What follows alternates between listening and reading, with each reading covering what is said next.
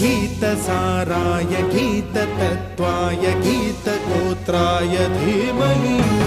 गूढगुल्फाय गन्धमत्ताय गोजयप्रदाय धीमहि गुणातीताय गुणाधीशाय गुणप्रविष्टाय धीमहि एकदन्ताय वक्रतुण्डाय गौरीतनयाय धीमहि